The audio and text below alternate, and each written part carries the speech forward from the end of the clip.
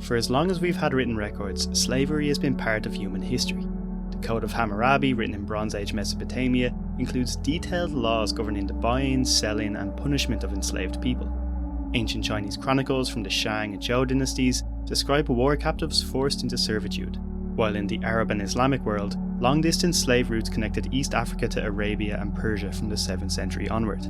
The armies of Alexander the Great marched with thousands of enslaved people taken from conquered cities, and the Romans later built an economy that depended on enslaved miners, farmers, craftsmen, and household labour. Centuries after them, Vikings raided the British Isles and Eastern Europe, capturing and selling people along the Volga trade routes.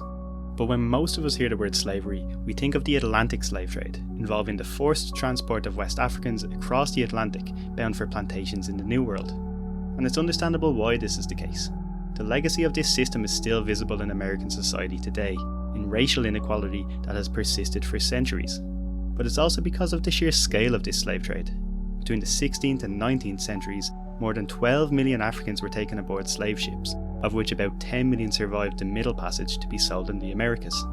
More than 36,000 of these voyages are documented in the historical record, and it was one of the largest forced migrations in human history.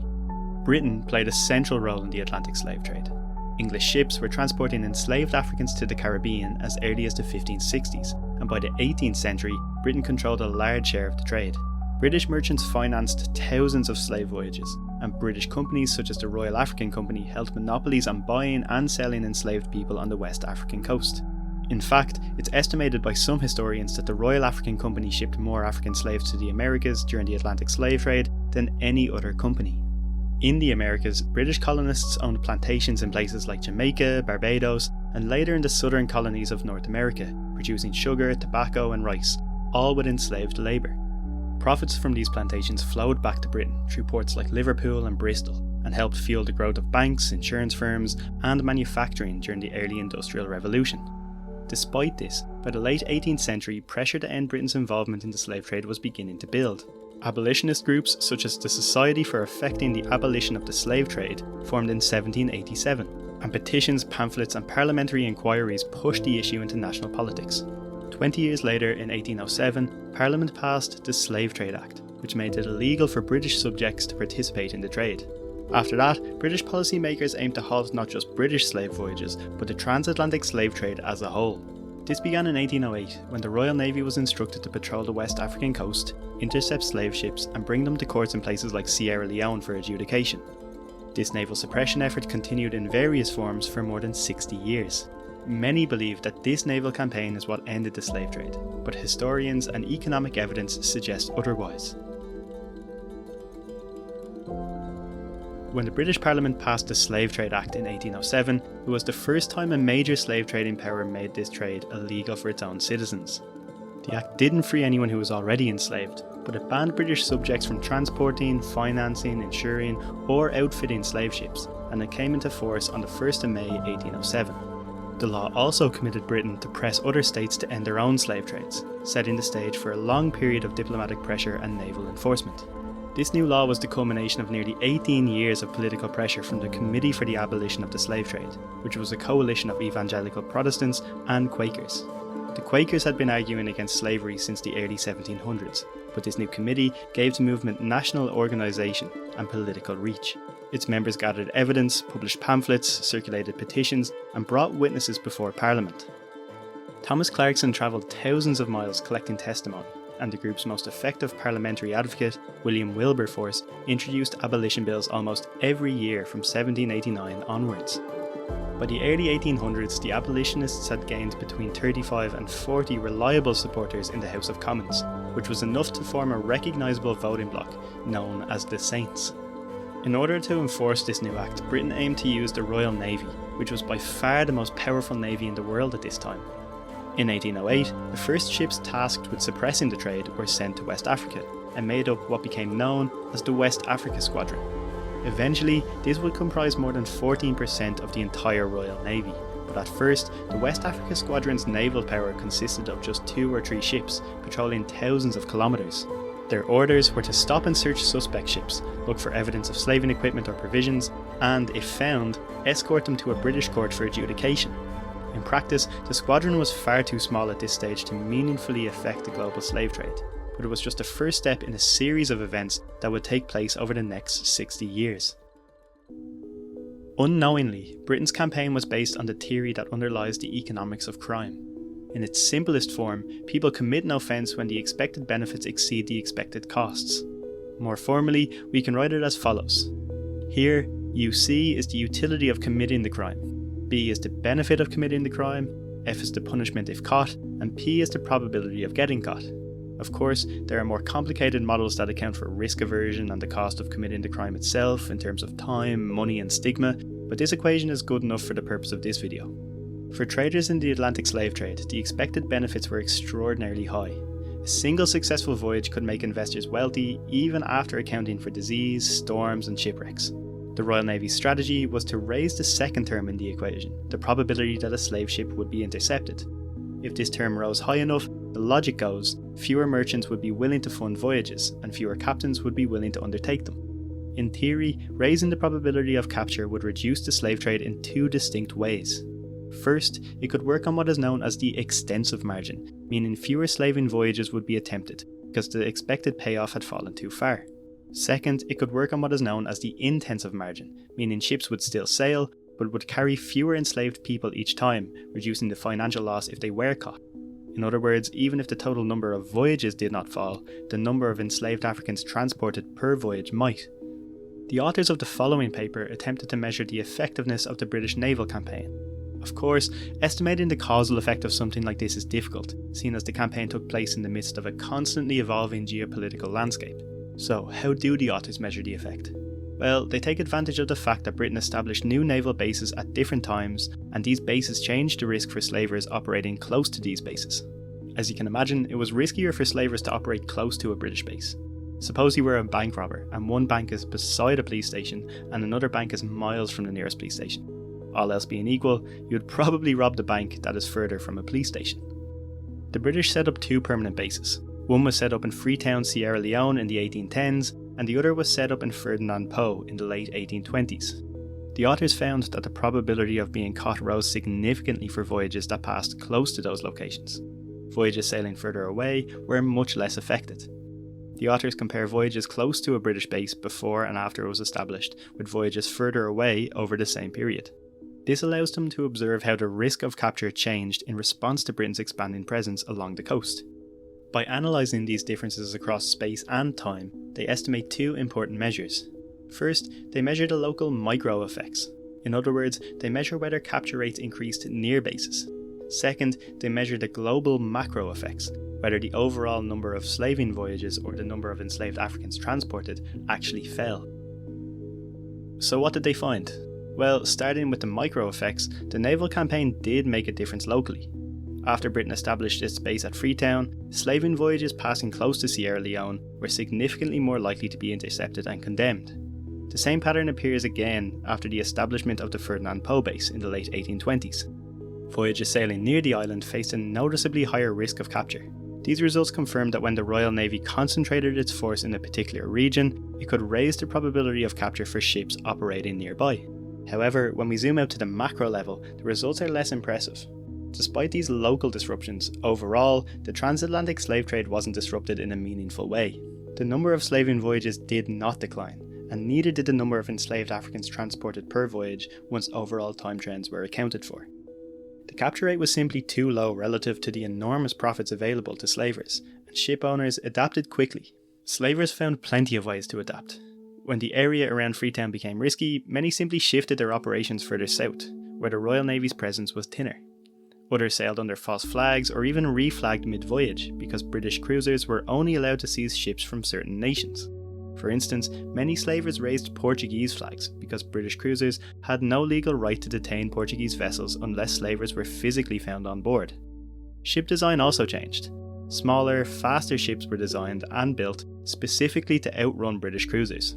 All of this made interception less likely, and it helps explain why the naval campaign failed to reduce the overall scale of the trade. So if the campaign to crack down on the supply of slaves didn't end the slave trade, what did? Several events in the 18th and early 19th centuries began to weaken demand for enslaved labour in the Americas. The Haitian Revolution, between 1791 and 1804, destroyed what had been the single largest sugar-producing slave society in the world, and permanently removed a huge share of global demand. In 1808, the United States banned the importation of enslaved people, and across the Spanish Caribbean, legislation and shifting political priorities gradually restricted the ability of Spanish colonies to import slaves during the early 19th century. However, the largest buyer of enslaved Africans by far was Brazil. By the 1840s, Brazil was receiving close to half of all enslaved Africans transported across the Atlantic, and they imported more slaves in a single decade than the United States did over its entire history. This surge was driven largely by the rapid expansion of Brazil's coffee sector, whose plantations used enormous amounts of labour. This made Brazil the single most important source of demand for slaves, and it meant that as long as demand remained high in Brazil, the trade would continue, regardless of what Britain did at sea. This is because, as we discussed, Britain's campaign was barely making a dent in the trade. In the 1830s, the West Africa Squadron was seizing at most a single-digit share of all slaving voyages.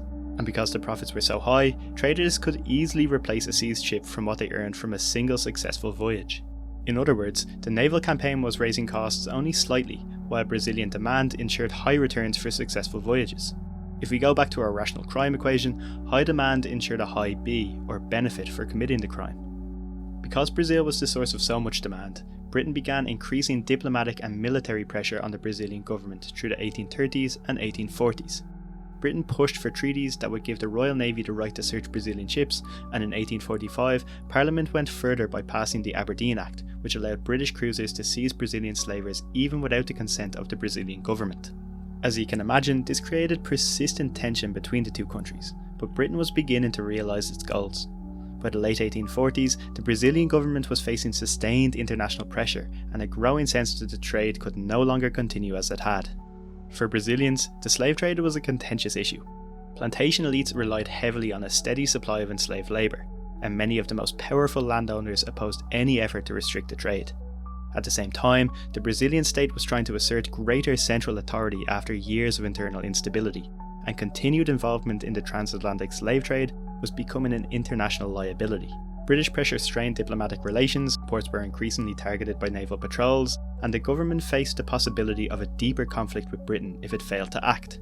By the late 1840s, a growing faction within the Brazilian political elite concluded that maintaining the illegal trade was becoming too costly to justify. In 1850, the Brazilian government, under the leadership of Eusébio de Queiroz, the Minister of Justice, passed legislation that made participation in the slave trade a serious domestic crime. Crucially, unlike previous attempts, this law was actually enforced. Ports were monitored, suspected slavers were prosecuted, and the government used police powers to disrupt the networks that financed and organised the trade. Now, the cost of participation in the slave trade was imposed inside Brazil, not just by British ships patrolling the Atlantic. The Atlantic Ocean is massive, and in the 19th century there was no radar, so avoiding capture by a British ship was significantly easier than covertly running a plantation in Brazil away from the prying eyes of the Brazilian government. With this in mind, let's quickly return to our rational crime equation. Under the British naval campaign, the probability of capture P was so small that PF barely changed the expected payoff, even though Britain could prosecute captains when a ship was actually seized. Those cases were rare, and the penalties were limited compared to the profits on offer. Once Brazil began enforcing the ban domestically, P massively increased, nearing certainty, and F now meant prosecution and asset seizure inside Brazil, applied to the owners and financiers as well as the crews. With PF suddenly large, the expected utility of a slaving voyage fell below zero. As a result, slave voyages to Brazil collapsed soon after the law was passed. Arrivals fell from tens of thousands each year to almost zero in the years following the new law. The authors described this decline as sharp and immediate. Nothing even comparable to this occurred during the 40 years of British naval suppression to this point. It was Brazil's enforcement of its own ban that finally caused a genuine collapse in global demand. For anyone that's wondering how to read this graph, the vertical axis is not the raw number of slave voyages. It uses what's called the inverse hyperbolic sine of that number. For anyone who knows what a log transformation is, it's similar to that, but it lets the authors keep the years with zero voyages. To use this equation on screen, just replace the baseline value y0 with the average number of Brazilian slave voyages before the 1850 law, which is about 50. Then you replace beta with the coefficient for the year we're looking at, let's say minus 3.5. When we do this, the result is minus 97%. As you can see, the Quiros Law had an immediate effect on the number of slave voyages, while the British naval campaign had very little effect at all. It took me a long time to figure out how to end this video, because there's a lot more to say, but unfortunately I have time constraints and I can't discuss everything in the detail that I'd like. So I'm just going to wrap up by briefly touching on some things that I think are important to note. The first is that Brazil didn't necessarily end the slave trade.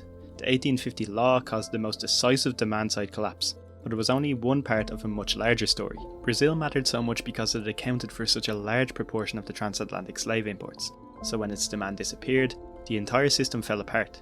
But the groundwork for that collapse had been laid much earlier in Haiti, the United States, and across the Spanish Caribbean. The second point is that Britain does deserve credit.